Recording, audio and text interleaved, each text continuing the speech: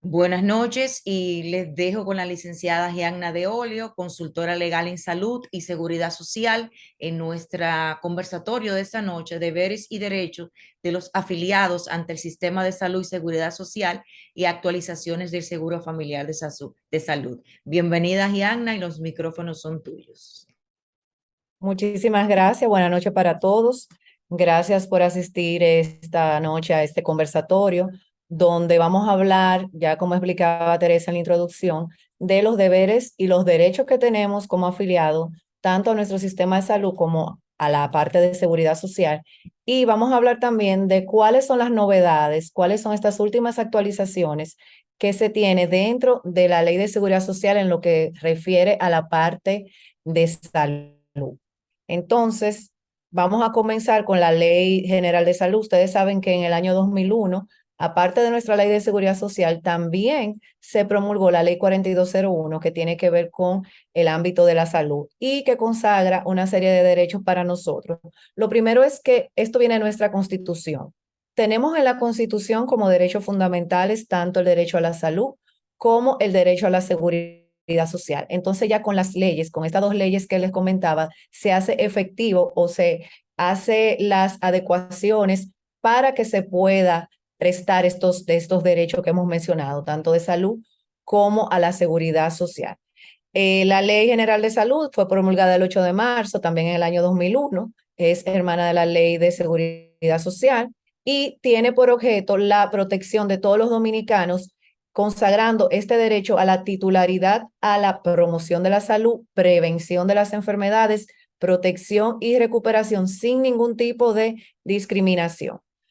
Es una ley muy amplia, pero vamos a enfocarnos en la tarde de hoy en el tema de los derechos, que se encuentra en el artículo 28 de la ley. ¿Cuáles son estos derechos que tenemos sin estar afiliado a la Seguridad Social? Esto es por ser dominicano, por estar viviendo aquí en República Dominicana. ¿Cuáles son estos derechos que consagra esta ley? Lo primero, al respeto a la dignidad, sin ningún tipo de discriminación por ninguna condición. Ese es el primero, el derecho al respeto a la dignidad y a la intimidad sin ningún tipo de discriminación.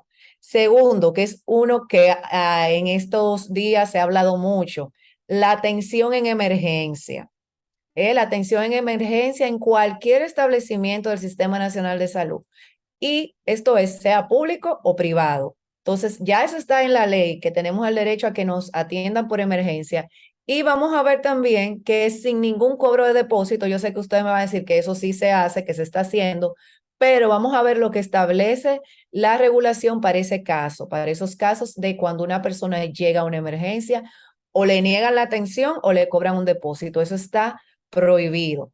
Tenemos el derecho a la educación en salud, abarcando todo lo que tiene que ver con la prevención de las enfermedades, y tenemos el derecho también a la información de todo lo que tiene que ver con, y lo vamos a ver más detalladamente, con el padecimiento que tenemos en caso de que tengamos alguna enfermedad.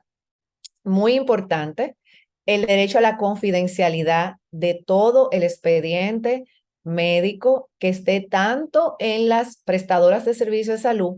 ¿Que son prestadoras? Son las clínicas, los laboratorios, farmacias, centro de diagnóstico e imágenes. Todos esos centros son las PCS y tenemos este derecho a la confidencialidad en estos centros y también en la ARS. La ARS, como es nuestro administrador de riesgo de salud, nuestro seguro, maneja nuestro seguro, tiene sí derecho a tener nuestra información, pero con las debidas protecciones en cuanto a, y el resguardo en cuanto a la confidencialidad y la protección de datos. Tenemos estas excepciones solamente cuando el paciente lo autorice o en caso de que sea una emergencia, un interés colectivo por una emergencia nacional. El derecho a la información adecuada y continuada sobre el proceso. Aquí nos vamos a detener un poco, porque es algo muy importante y sé por experiencia que esto casi no se aplica. Por ejemplo, cuando una persona va al médico que tiene una situación, una condición de salud, en ese momento, cuando se le da el diagnóstico, hay que seguir una serie de pasos que abarca este derecho a la información. O sea, tenemos que tener el conocimiento primero de cuál es el diagnóstico. ¿Cuál es el pronóstico? ¿Cuáles serían las alternativas para el tratamiento? Es decir, no es que me dicen, usted tiene tal cosa y tiene que verse eso, no. ¿Cuál es el pronóstico de recuperación? ¿Cuáles son las opciones que tengo según la enfermedad de los medicamentos y del tratamiento que se puede seguir? Y también el derecho a recibir la consejería. Esto es los consejos de personal capacitado sobre el proceso a seguir antes y después de que se vaya a realizar cualquier procedimiento que se encuentre relacionado con esta enfermedad. Esto es muy importante, la parte de la información, porque sé que muchas veces o no preguntamos o si no nos queda claro, no hacemos las confirmaciones, pero hay que hacerlo. Y está establecido cómo son los pasos y cómo debe ser este derecho a la información. Tenemos derecho también a la participación en cualquier actividad de salud, que esto es lo que tiene que ver con el tema de la salud colectiva. Y esto es el tema aquí de el consentimiento informado. El derecho a la decisión sobre la aceptación del tratamiento, pero esto es previamente a que tenemos la información y sobre todo la comprensión. Es decir, que hemos entendido qué es lo que implica ese tratamiento, qué es lo que implica esa sustancia, cuáles son los efectos secundarios. Entonces, esto está ya dentro de la ley también como un derecho que tenemos como afiliados. Al registro está el derecho al récord médico, al registro de todo lo que tiene que ver con la constancia del procedimiento, del proceso, con el diagnóstico, con los tratamientos que se han hecho. Y esto es propiedad del paciente. El récord médico, los resultados, todo eso es propiedad del paciente, que es importante que también mencionarlo. El derecho a no ser sometido a ningún tratamiento o ningún procedimiento quirúrgico que implique algún riesgo sin el consentimiento informado. Por eso ustedes ven consentimiento escrito de que cuando se va a hacer una cirugía hay que dar una autorización, hay que firmar. Pero ¿cuál es la diferencia? Que a veces las personas firman y no tienen el consentimiento informado. ¿Qué quiere decir esta parte de informado? Que tienen la debida comprensión de qué estamos aceptando, de qué se está refiriendo ese documento que estábamos firmando en ese momento. En caso que sea un paciente que tenga alguna incapacidad o en el caso de los menores también, o en el caso de una emergencia, que pasó un caso reciente también que salió en los medios hace poco, entonces sí, el médico puede decidir la intervención, aunque no cuente con el consentimiento informado. ¿Por qué? Porque está por encima el derecho a la vida. Entonces, como está por encima, salvar la vida pudiera entonces hacerlo. ¿Por qué? Porque cuando hay conflictos de derecho, se va a poner por encima el derecho principal. Pero si no es una situación así de emergencia, entonces es un procedimiento o cirugía que se vaya a someter el paciente, sí debe contar con el consentimiento escrito informado. Informado, vuelvo y les aclaro que se tenga la comprensión de qué se trata. Así como tenemos todos estos derechos también dentro de la parte de la Ley General de Salud, también tenemos deberes como usuarios y como ciudadanos. Lo primero es respetar la salud de otras personas. Esto es evitando hacer actos que puedan infringir con este derecho de los terceros. También velar por conservar la salud personal. Este tipo de actividades tiene que ver con actividades de prevención y promoción de la salud, con hábitos saludables también. Velar por las condiciones de salubridad del medio ambiente, no tirar basura y todo ese tema que puede involucrar daños al medio ambiente. Y aquí muy importante, cumplir con las prescripciones de las autoridades en caso de emergencias nacionales, pandemias, que ya tuvimos un ejemplo reciente, o epidemias también. O sea, cumplir con lo que prescribe la autoridad en ese momento. Colaborar también con las autoridades de salud. Y volvemos al tema de participar con todo lo referente a la promoción y prevención y los hábitos saludables que debemos de tener. Entonces, pasando ya, ¿tienen alguna pregunta con lo que hemos visto hasta ahora de la Ley General de Salud? Vamos a dar nuevamente espacios cuando terminemos, pero como es un conversatorio, si alguien tiene alguna pregunta o comentario, también pueden levantar la mano. Bien, vamos a continuar entonces con la parte de seguridad social. Les decía que tenemos esa ley general de salud, pero también tenemos nuestra ley 8701 que crea el Sistema Dominicano de Seguridad Social y se refiere a la protección integral que vamos a tener desde el nacimiento hasta el fallecimiento. Esto es seguridad social, esta protección integral para cualquier riesgo, sea de tipo de salud, sea cuando ya llegue la edad del retiro por la vejez, sea por un accidente de trabajo. Entonces, esto es lo que busca la seguridad social. ¿Qué teníamos antes del 8701? Existían las igualas médicas, ustedes recuerdan, pero eran sistemas de aseguramientos dispersos donde no había una supervisión y donde también teníamos muchas exclusiones. Ustedes recuerdan que si la persona tenía más de tal edad, de cierta edad, no la admitían en el seguro, o si yo venía ya con una condición preexistente, con una enfermedad previa a entrar al seguro, no me iban a dar cobertura por consecuencia de esa enfermedad. Y todo eso con la seguridad social se elimina y se busca un sistema integral y universal, donde se tenga esta protección, como les decía, por salud, cuando llegue la edad de retiro, y también en el caso de algún accidente o enfermedad que sea como consecuencia del trabajo. Entonces, vamos a enfocarnos en la noche de hoy, vamos a hablar de la parte de salud, de lo que es el seguro familiar de salud. Como les comentaba, la ley de seguridad social también tiene una parte referente a las pensiones y otro seguro referente a los riesgos laborales o riesgos en el trabajo. Vamos a ver entonces un poco de lo que es el seguro familiar de salud y como les comentaba al inicio, vamos a hablar también de cuáles son las últimas actualizaciones que se han hecho en materia del seguro familiar de salud. Busca la protección integral, tanto la salud física como mental. Usted va a decir que salud mental no la cubre, que eso no está incluido. Salud mental está incluido dentro del catálogo, pero está incluido lo concerniente a las consultas. Entonces, el tema de las terapias, que es donde viene ya la parte más costosa, no está incluido, pero sí están dentro del catálogo lo referente a las consultas por salud mental. Y la protección integral, como decía, de incluyendo la salud física. Busca tiene una cobertura universal. Esto es sin ningún tipo de exclusión. Como le señalaba del tema de que si la persona tiene cierta edad no entra o no tiene cobertura, eso no se ve ya en seguridad social.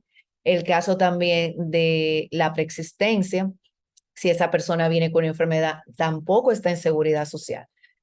También me van a decir que sí, que hay algunos planes que la tienen. Vamos a ver esos casos también, pero lo que es seguridad social, no hay ningún tipo de exclusión, ni por edad, ni por condición de salud tampoco.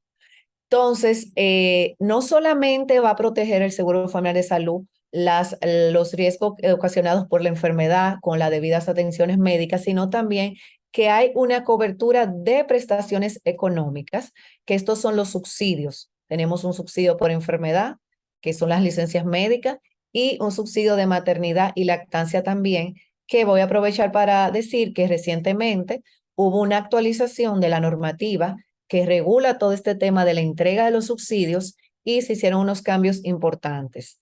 Esto es el cambio principal, voy a mencionar, es que ya no se solicitan por la Tesorería de la Seguridad Social, sino que a partir de, esto es reciente, del 15 de mayo, se solicitan vía la Superintendencia de Salud y Riesgos Laborales y su plataforma denominada Oficina Virtual.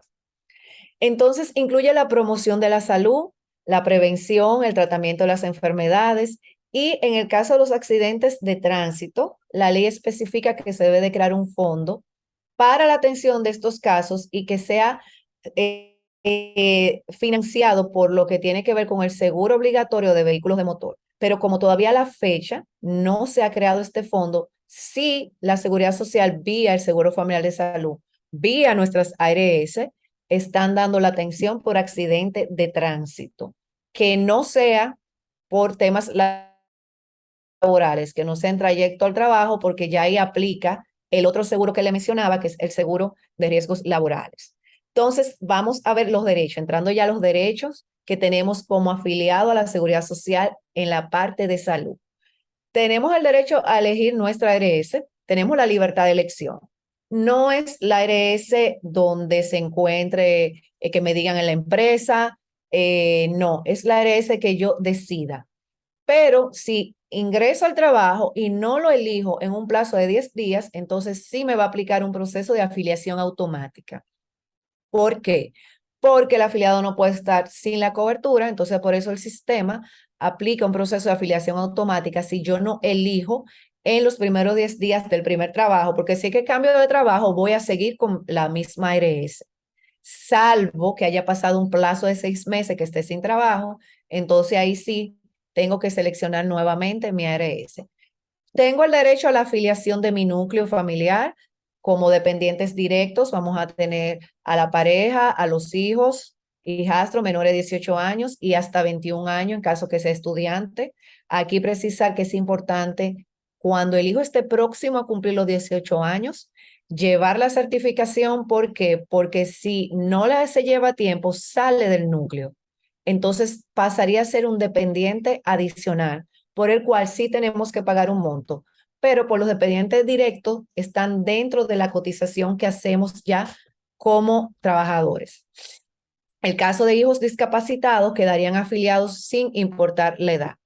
También tenemos el derecho a afiliación a los hijos mayores de 21 años o de 18 si no son estudiantes y a los padres, también a nuestros padres o suegros, y estos sí serían dependientes adicionales por los cuales tendríamos que pagar el costo de lo que tiene que ver con el cápita, que actualmente es 1.570, me parece, por la actualización que se hizo reciente. Pero los dependientes directos, esos no tenemos que pagar ningún monto adicional.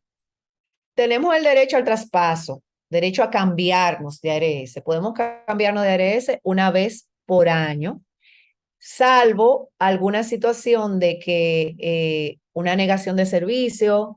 Entonces ahí puedo ir a la Superintendencia de Salud y puedo hacer un traspaso por excepción. También por el caso de unificación del núcleo familiar. ¿Qué quiere decir esto? Que si la pareja está en una ARS y la otra está en una ARS diferente, es importante que todos estén en la misma ARS. No pueden estar en ARS separadas. Entonces, aquí, para hacer ese traspaso por unificación de núcleo familiar, ahí no importa el plazo que la persona tenga cotizando. Tenemos que tener para el traspaso normal, porque sencillamente me quiero cambiar, sí tenemos que tener un año. 12 cotizaciones, porque tenemos el derecho a cambiar de ARS una vez por año. Importante aquí, derecho a recibir las atenciones de emergencia y de parto inmediatamente estemos ya en la seguridad social. No es a los 3 meses, no, es inmediato las atenciones de emergencia. Vamos a tener, sí, en el caso de las demás atenciones, el derecho a recibir las demás atenciones en un plazo de 30 días. Muy importante también, en caso que la persona pierda el empleo, va a tener los servicios de salud por 60 días. Otro punto importante dentro de lo que son nuestros derechos es el derecho a que la ARS nos informe cuáles serían nuestros prestadores de servicios de salud, que son, como les explicaba, las clínicas, los médicos, las farmacias, donde debemos asistir porque están dentro de esta red de nuestra ARS, pero tienen que decirnos cuáles son y por eso tenemos el derecho a que nos informen cuáles serían. Aquí está cuál es el descuento que les comentaba que se hace actualmente a nosotros como trabajador un 3.04 y el empleador paga un 7.09. Aquí está ya actualizado porque hay un tope de hasta 10 salarios para lo que es los descuentos. Hasta este tope, después de ahí no se hacen descuentos. Por eso ustedes ven que anualmente la Tesorería de la Seguridad Social hace una publicación informando de que tiene esta devolución por aportes en exceso que han hecho trabajadores, porque sabemos que aquí tenemos lo que es el pluriempleo. Y aquí está cómo va dividido este aporte. El monto mayor va a la cuenta de cuidado a la salud, un monto para los subsidios y otro monto para la operación de la Superintendencia de Salud y Riesgos Laborales. ¿Alguien levantó la mano, Gianna? Sí.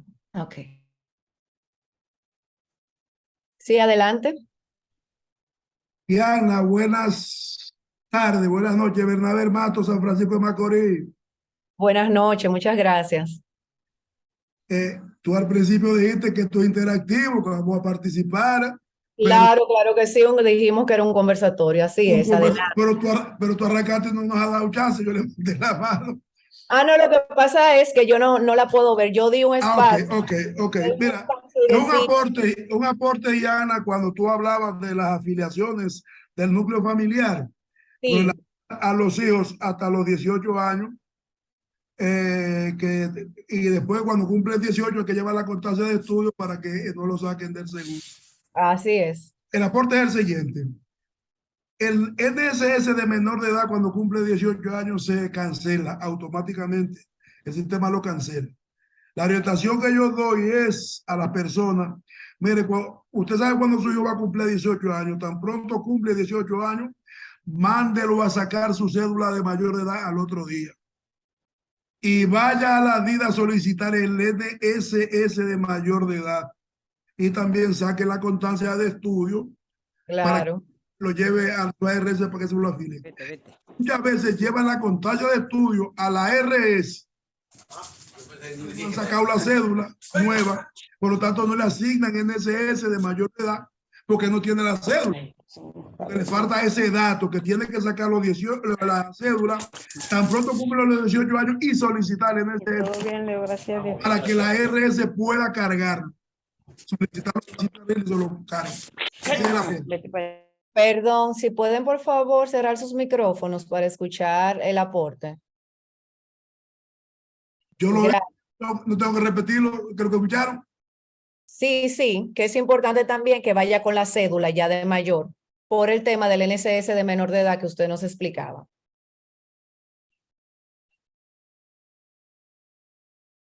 Eso Mira, es, ahí se cortó un poco, Bernabé, si nos puede repetir.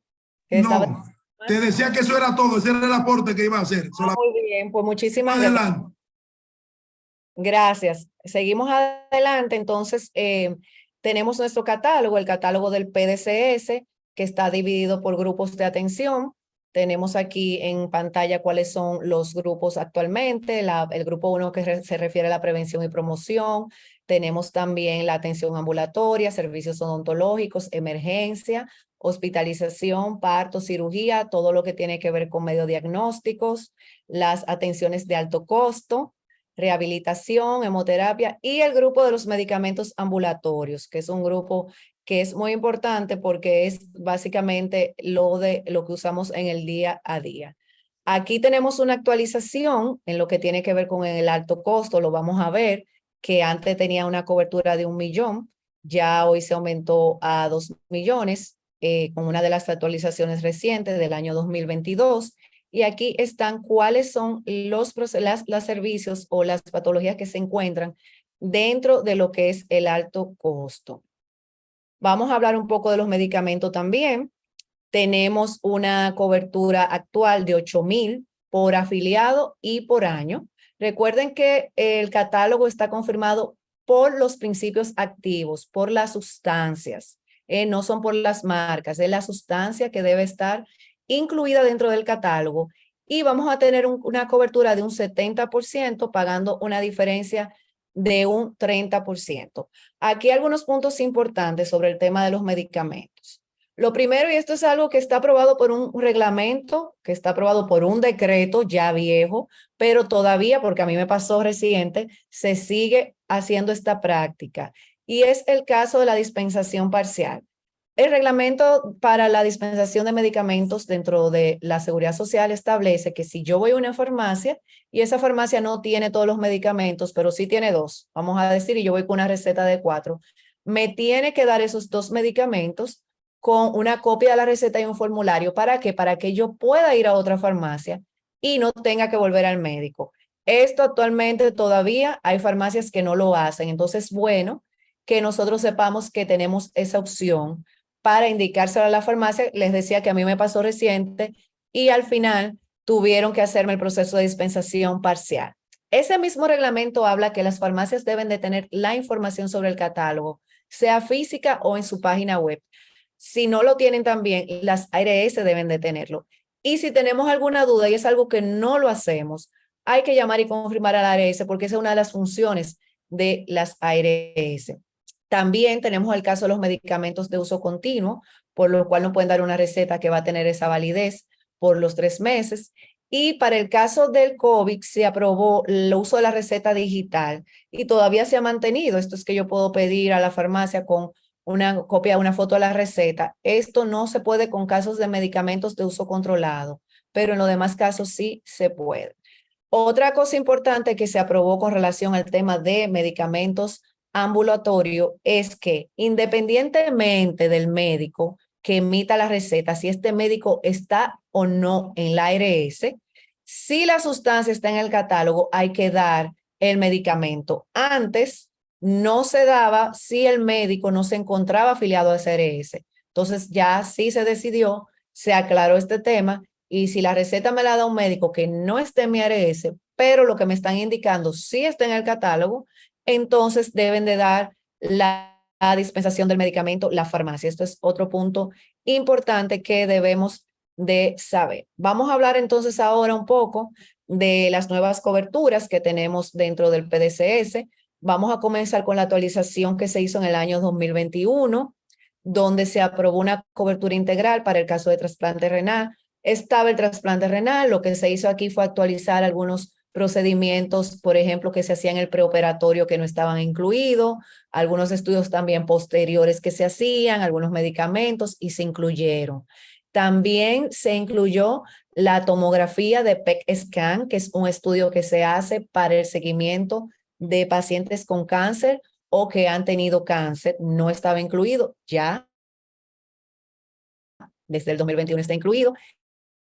Y una actualización muy importante es también la cobertura de la mastectomía, tanto por reducción de riesgo y también la reconstrucción mamaria por cáncer. También unas pruebas que se hacían para estas pacientes que no se encontraban, se incluyeron con esta actualización del 2021.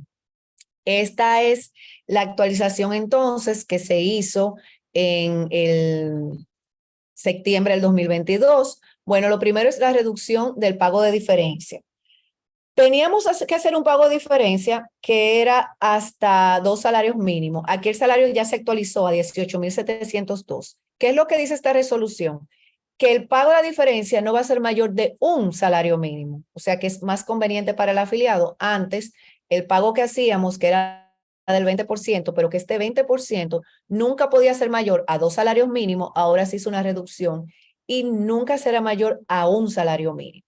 También se amplió la cobertura en medicamentos para tratamientos de alto costo, elevando el tope a 2.090.000. Antes era 1 millón, se llevó a 2.090.000.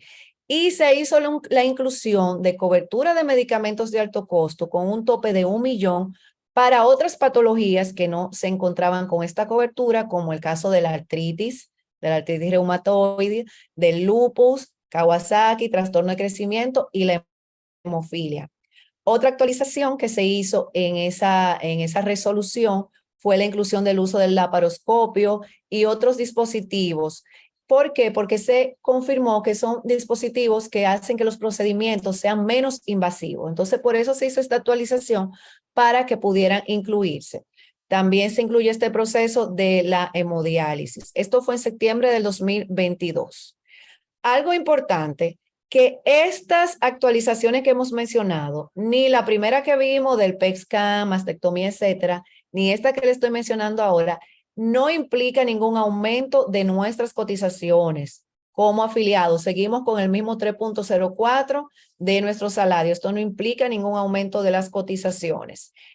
Sí hay un pago adicional por los dependientes, como le decía, que ahora es de 1.570.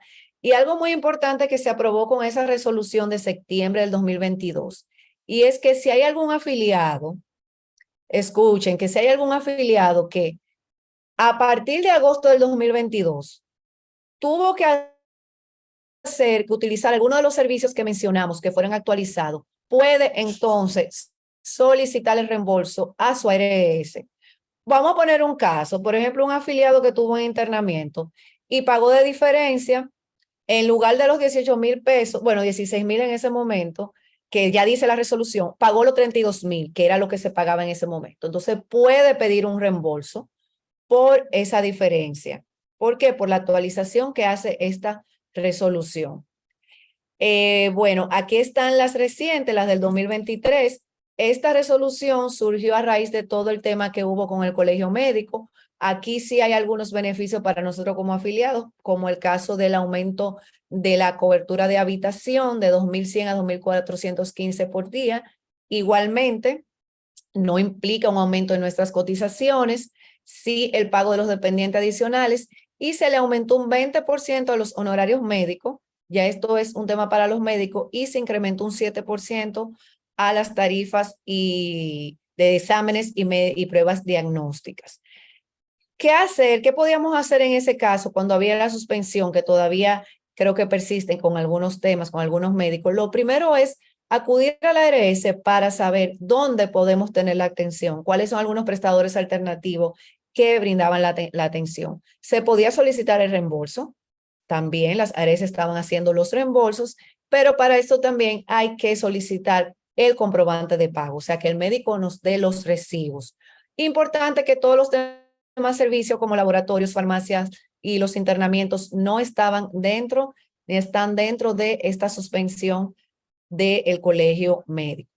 Ahora vamos a ver 3 resoluciones muy importantes que son viejas, son del 2008 y 2009, pero que tienen mucha incidencia y todavía muchas personas no la conocen. Es muy importante que tengamos conocimiento de estas resoluciones. La primera es la resolución 156. Ustedes recuerdan que le hablaba del derecho a la atención en la emergencia y que existe la prohibición del cobro de este depósito, que ustedes van a decir que eso se hace, sí se hace. Ya vimos que está prohibido y qué solución nos da la normativa para estos casos. Si yo voy a una emergencia y me cobran un depósito y por la situación que estoy lo pago, yo puedo solicitar a mi ARS dentro de un plazo de 90 días, puedo solicitar un reembolso. O al IDOPRIR también, si es por un accidente de trabajo que voy de emergencia a un centro de salud. Hay otra resolución muy importante también de la superintendencia del 2009, ustedes se fijan, 2008-2009, que es sobre la prohibición del cobro indebido a los afiliados por parte de las clínicas. Cobro indebido quiere decir que me cobren cosas fuera de lo que ya está en la cobertura, que me la cobren también por fuera, eso también está prohibido. Y la 165, ese es muy importante y ya me ha tocado en varias ocasiones ver estos casos porque pasan. Si una persona llega de emergencia a una clínica y esa clínica no está en la red de su ARS, o sea que no forma parte de su ARS, hay que darle la atención de todas maneras, le tienen que dar la atención y luego ya la clínica con la ARS se hacen sus acuerdos para el tema de los pagos, pero hay que darle la atención y informarlo a la ARS, estabilizar el paciente y luego proceder con el traslado, pero hay que darle la atención. No puede negarse la atención porque se diga, no, que yo no trabajo con esa ARS. Las clínicas no pueden decir eso. Tienen que dar la atención y no pueden cobrar el depósito, como lo veíamos también en la resolución de la 156. Otra cosa que también está prohibida, y esto ya es por el Código Penal incluso, y también se hace, es la retención, tanto de personas como de fallecidos que en la clínica no lo entregan por concepto de deudas. Esto también está prohibido porque el Código Penal tiene prohibido lo que es el apremio corporal por deuda. O sea, eso está prohibido, no se puede hacer tampoco. Entonces, como les comentaba también sobre los planes que persisten, aparte de del plan dentro de la Seguridad Social del PDCS, hay todo un capítulo referente a planes alternativos de salud.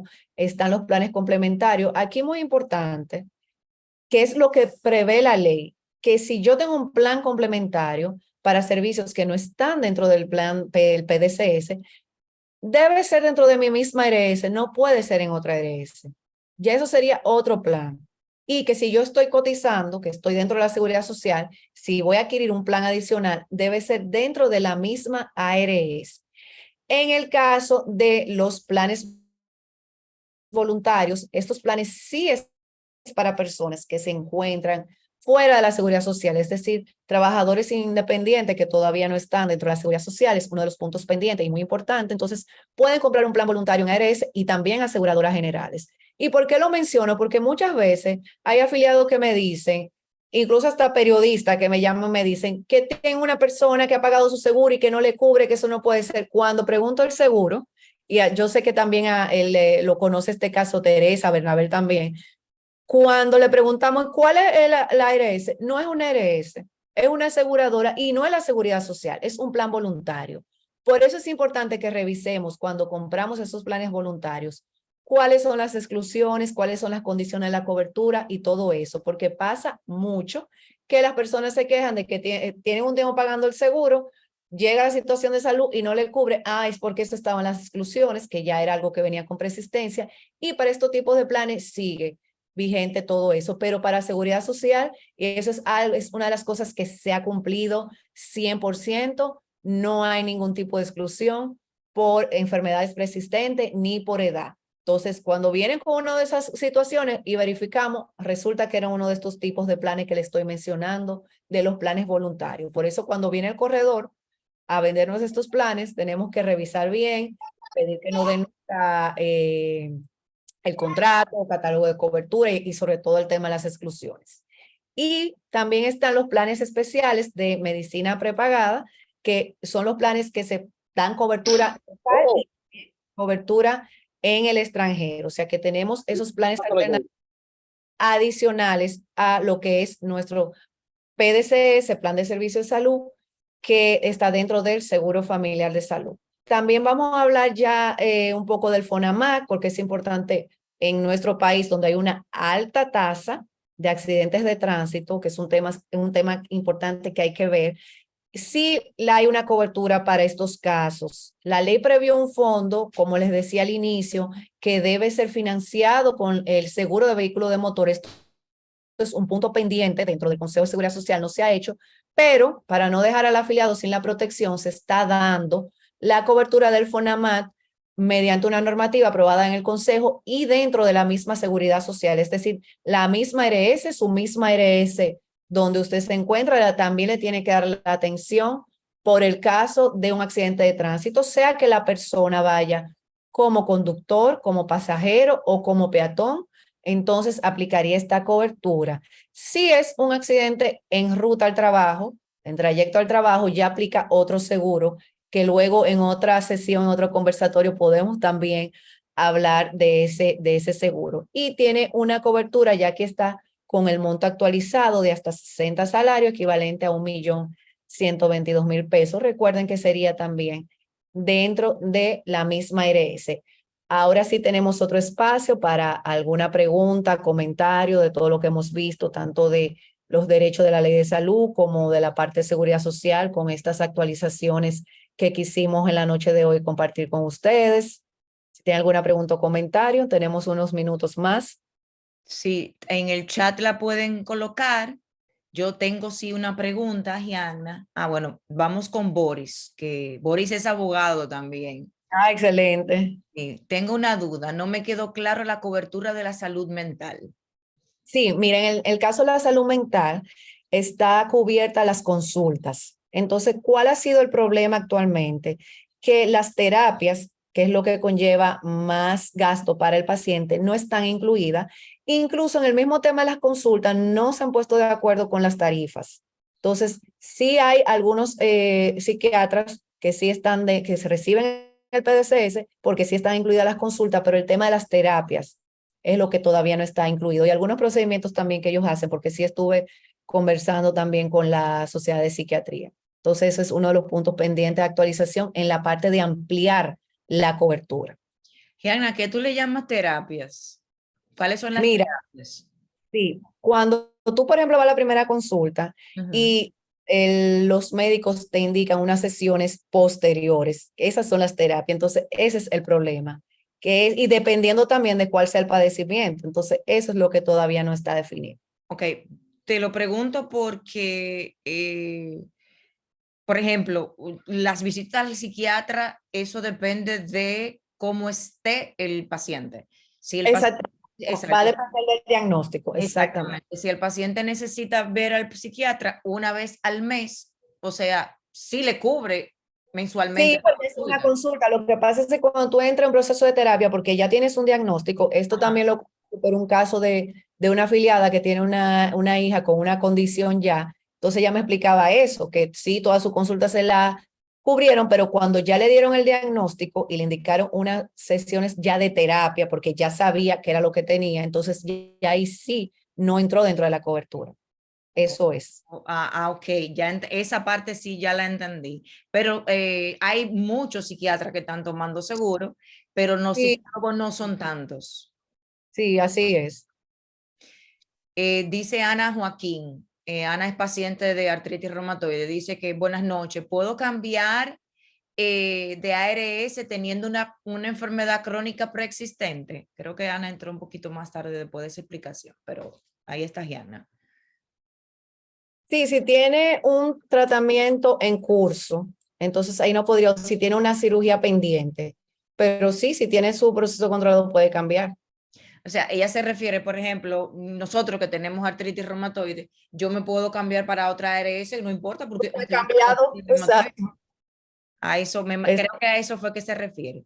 Mi pregunta, Gianna, es la siguiente. La de salud mental, entonces. O él estaba levantando la mano. Gracias, dice. Sí, parece, Boris ya parece que sí entendió y Ana Joaquín también fue contestada su pregunta. Muy bien. Me dice, yo por un caso que vivimos hace poco y que lo habíamos comentado y que todavía está en el aire, un señor que él vivió fuera por mucho tiempo y él compró un plan voluntario. Ese plan voluntario supuestamente era un plan básico porque él estaba cotizando en la seguridad social y él tenía una corredora de seguros. ¿Qué sucede? Cuando él va a solicitar una serie de procedimientos porque necesita hacer unos tratamientos porque está enfermo, no tiene cobertura porque está falta de pago, porque parece que el corredor le seguía cobrando el dinero, pero no pagaba a la seguridad social. No era un plan voluntario, él estaba en una nómina o en un RNC, como dicen.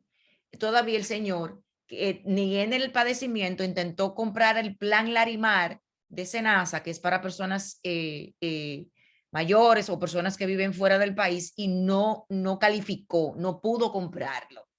Entonces, ese tema es un tema que te lo dejo para que podamos seguirlo analizando porque todavía sigo en conversación con la familia del señor para ver qué se puede hacer. Mientras tanto, le dije que se fuera afiliando al subsidiado. Mira, ese es Hay una persona que levantó la mano, perdón, hay una persona que levantó la mano para que eh, eh, no sé, me sí, diga. La persona soy yo, Teresa. Adelante. Perdón, que es la señora Berta. Sí, la señora Berta, adelante. Es nuestra querida Berta. Buenas noches. Hola, Yana. Hola, Si buenas. no te recuerdas, Berta de mieloma múltiple. Sí, claro que sí.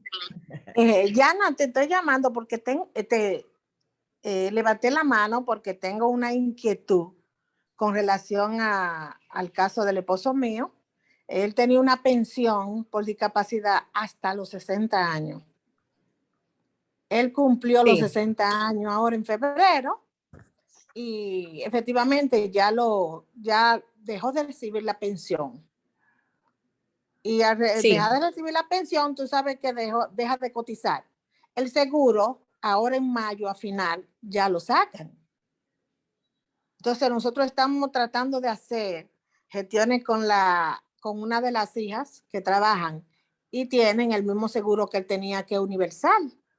Pero entonces yo tengo una inquietud y tengo como un poquito de miedo de que cuando se vaya a realizar ese proceso, él por la enfermedad Universal no lo quiera recibir otra vez de nuevo. No, pero es que él puede entrar perfectamente, él va a entrar como dependiente. O sea, es lo que te decía Berta, lo que enfatizaba, en seguridad social no hay ese tipo de exclusiones ni por persistencia, ni por edad, ni por nada de eso. O sea, si ella lo va a poner como su dependiente adicional, no va a haber ningún problema. Ahora, si él va a comprar un plan voluntario, no. Por eso traímos este tema del plan voluntario, para hacer esa diferencia. Entonces, ahí sí puede haber un problema, pero él va de dependiente adicional, entonces no. No, Perfecto. ¿Cuántos años cumplió el Andy? 60. Pero la edad para la pensión por discapacidad. Sí. Gracias. Ok, te dejo, la consejera.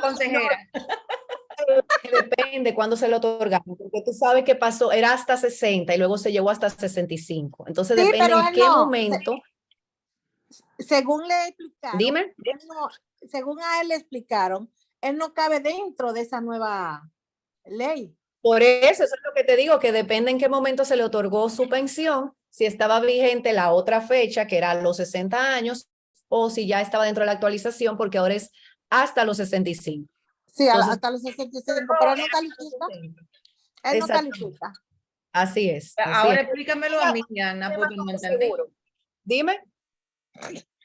Lo que pasa es, Teresa, que el contrato póliza, que tú conoces muy bien, Ajá. Cuando a él le otorgaron su pensión, estaba uno original que no estaba con la edad de 65, sino Ujú. primero era con la edad de 60. Ujú. Al igual que el tema de la prescripción, que comenzó con 2 años para tú ir a solicitar los beneficios, se llevó a 7 años y con el que se acaba de aprobar la semana pasada, se llevó a 20 gradual, Ajá. comenzando con 10 años ya desde ya. Luego se va a subir a 13 y así sucesivamente. Entonces, con el tema de la edad, cuando se aprobó el caso que nos comenta Berta, estaba vigente que era hasta 60. Entonces, por eso él está dentro de ese grupo de afiliados que a cumplir 60 ya no siguen con la pensión. Ahora mismo está vigente hasta 65, que es a lo que tú te refieres. Bueno, pero Sí, yo, entonces, pero Teresa, espérate, Berta, déjame clarificar algo porque ese contrato póliza que se aprobó hace apenas 3 semanas, que aumenta la edad para pensión por discapacidad de 65 años, a un señor ahora mismo le acaban de devolver retroactivo 3 millones de pesos. Y él cumplió los 65 ahora. No, porque es que los 65 no fue en este, los 65 fue en el anterior. Ajá. Ahora eso no se tocó, que era lo que tú me comentabas ahorita, de que Ajá. esa parte no se tocó del tema de los 65, ¿entiendes? Ujú. Entonces, eso se dejó así, que era lo que estábamos conversando en la tarde. Lo que se cambió en el de ahora fue la prescripción extintiva que se llevó de 7 a 20 años de manera gradual. Ok, eso fue lo que pasó. Todavía yo no ya. estoy muy convencida de por qué el ADIO no califica para los 65 y sí los 60. Lo que hay que ver en qué año se le otorgó la pensión. Entonces, ahí tú buscas qué Sí. contrato estaba vigente y ahí tú puedes ver cuál era la edad. Exacto, exacto. Porque él entró como en el 2007 o 2008, por ahí fue. Es La por eso. pensión de él. Ok, ya, Ajá. ya entendí, ya Primero, entendí. Por lo tenía tanto, 5. Teresa, o por lo tanto, la pensión le bajó a 11,000, a 13,000 y algo que le aumentaron, ¿verdad, Yana? 13.400 ahora que se aumentó, sí. Esa es la pensión de él. Mira, Ahora mismo, Ya ya la pasado. por vejez. ya, y con relación a tu pregunta, no hay problema, ¿eh? O sea, Tu sí que hija lo lo pongan puede en inscribir, lo mejor. lo puede incluir y va a ser igualito, Ok. quizás hasta mejor que tenga ese plan básico porque va a tener sus 2 millones para su Claro. cáncer, Sí, claro. va a tener todos sus beneficios. Es mejor que una de las hijas lo incluya. Que Sí, pague, sí. que pague la cápita de 1.575 pesos. Así Exacto. es. Gracias, Berta. Gracias, Yana. ¿O alguna persona tiene alguna otra pregunta? Para poder continuar con Gianna. Aquí hay muchos temas porque realmente incluso yo tengo un tema que lo he discutido mucho con Gianna sobre el copago, el famoso copago de los 2 millones de pesos por enfermedad de alto costo. Que no, por un problema de sistema, no es un problema de sistema, quiere decir de sistema computarizado, es que en la primera solicitud de tratamiento le cobran como ya es un solo salario, le cobran el salario adelantado, el salario mínimo adelantado, el salario de 18,000 y pico de pesos, para que no tenga que pagar más y poder utilizar más eso. Pero muchas veces uno no utiliza ni los 2 millones ni 1 millón. Entonces, eso es un tema que estamos tratando de discutir y de ver cómo lo podemos apoyar, solicitando que se vea eso en alguna parte. No quiero dar muchos detalles, porque aquí hay 2 consejeros invitados en el panel. ¿Alguien más tiene alguna pregunta? Por favor, aquí hay cosas muy, muy, muy importantes. Por ejemplo, para nosotros los pacientes de artritis reumatoide ya tenemos cobertura con el medicamento rituximab, tenemos 1 millón de pesos para el rituximab. Podemos solicitar Sí. el medicamento metotrexato, también lo podemos utilizar, lo podemos solicitar porque ya está en cobertura para nosotros. Podemos solicitar otra serie de medicamentos también, y lupus por igual. Puede solicitar sus medicamentos que antes no tenían cobertura, ahora sí las tienen. Y hay muchas preguntas que se quedan como una vez, como que ¿y por qué solamente uno y por qué no otro? Bueno, eso es un tema de financiación. Pero Gianna, 1.000.000 de gracias por tu tiempo. Gracias por tu conocimiento y por tu siempre apoyo, no solamente a Un Paso de Fe, sino a la Fundación de Mieloma Múltiple, como a un amigo como tú, como a Renacer, como a Mujeres Solidarias, que somos miembros de la Biored Dominicana. Gracias por el apoyo que tú siempre nos has dado y por siempre tener esa disposición de querer ayudar, y estamos tratando de armar, Gianna y yo, algo a través de la fundación para poder seguir ayudando a esas personas que tienen problemas para acceder a ciertos tipos de beneficios y poder hacerle las consultas y los ayuda a través de la fundación. Así que, señores, muchas gracias. Gianna, te puedes despedir. Gracias a ustedes por la invitación, por estos espacios que son tan importantes y gracias a todos por la atención y su participación. Así que ya ustedes saben, señores, buenas noches. Muchísimas gracias. Y Dios los bendiga a todos. Amén.